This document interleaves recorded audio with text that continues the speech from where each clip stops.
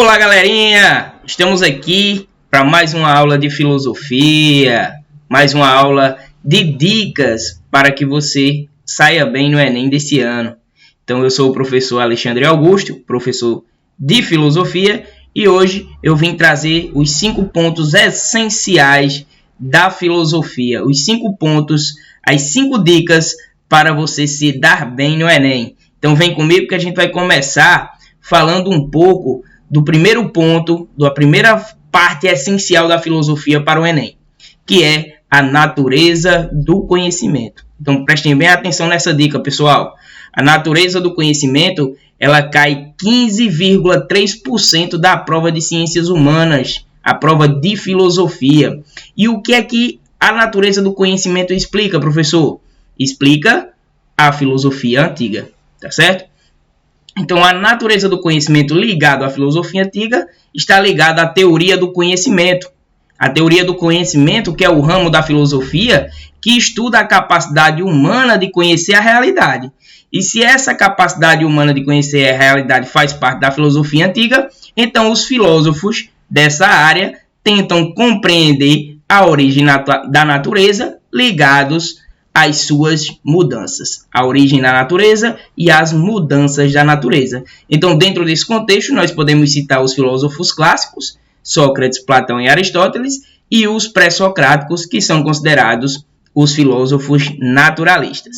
Então, essa é a primeira dica. Prestem atenção. Vamos para a segunda dica. A segunda dica é democracia e cidadania. Cai por base 12,9% da prova de filosofia. Então, quando a gente fala de democracia e cidadania, nós vamos falar da cidadania em si. A cidadania como um exercício pleno de direitos de todos os espaços da vida social, ou seja, a garantia de sobrevivência material em condições dignas, em participação livre na vida política e o acesso da educação e da cultura. Então, dentro desse contexto de democracia e cidadania, nós vamos falar de Sócrates, nós vamos falar de Platão, de Aristóteles, onde ele fala que o homem é um animal político. Nós vamos falar do principal filósofo da filosofia política, que é Nicolau Maquiavel, tá certo? Em sua obra O Príncipe, onde ele mostra como se deve governar. Então, nós vamos ver dentro desse conceito de filosofia os pontos-chave da filosofia política, os contratualistas, entre outras coisas, tá certo? Então, no segundo ponto, nós vimos democracia e cidadania. Já no terceiro ponto, pessoal, nós vamos falar da filosofia moderna e filosofia medieval. Então, na filosofia medieval em si, nós vamos citar Santo Agostinho e São Tomás de Aquino, que são os dois principais filósofos da filosofia moderna. Surgimento da era cristã, que deu início em 320 a.C. e foi até o final do século IV depois de Cristo, com esses dois filósofos que são importantes para a filosofia, onde as duas principais teorias da filosofia medieval é a patrística de Agostinho de Hipona e a escolástica de São Tomás de Aquino, tá certo? Já na filosofia moderna, que nasceu por volta do século XV, XVI, XVII, vem com um contexto mais diferente.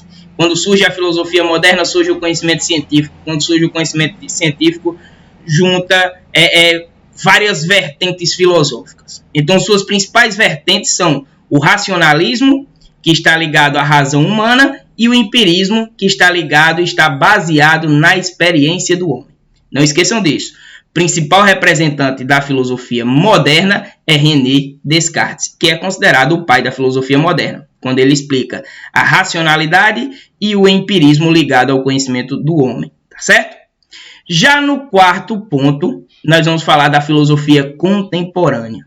Na filosofia contemporânea, nós vamos mostrar para vocês podem ver aí, que cai na prova 12,9%.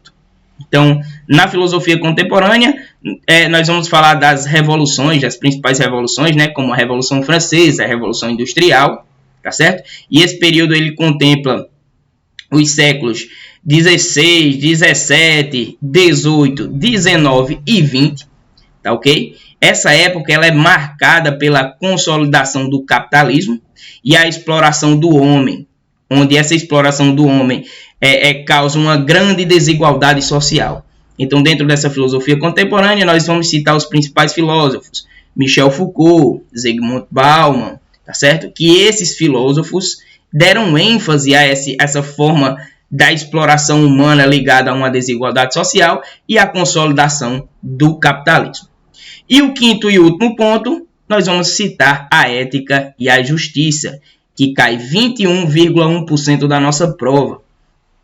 E a ética, nós vamos falar dos principais filósofos. Dentro desse conceito de ética, nós vamos ver Aristóteles, nós vamos ver Nicolau Maquiavel, nós vamos ver Immanuel Kant, nós vamos citar Montesquieu, tá certo? Nós vamos falar de vários filósofos que deram ênfase a esse conceito de ética. E para que vocês entendam melhor, a ética é uma área da filosofia que é voltada para a reflexão sobre os princípios que direcionam as ações. Ou seja, uma discussão sobre a moral, tá certo? Então ela pretende, a ética ela pretende e ela é universal e ela descreve os princípios que orientam o comportamento do homem. Não esqueçam disso, ética é universal e ela descreve os princípios que orientam o comportamento do homem. E como eu já disse para vocês, nós vamos citar dentro desse contexto Aristóteles, Immanuel Kant, Friedrich Hegel, Friedrich Nietzsche, Nicolau Maquiavel, todos esses filósofos que deram ênfase ao conceito de ética. Tá certo, pessoal?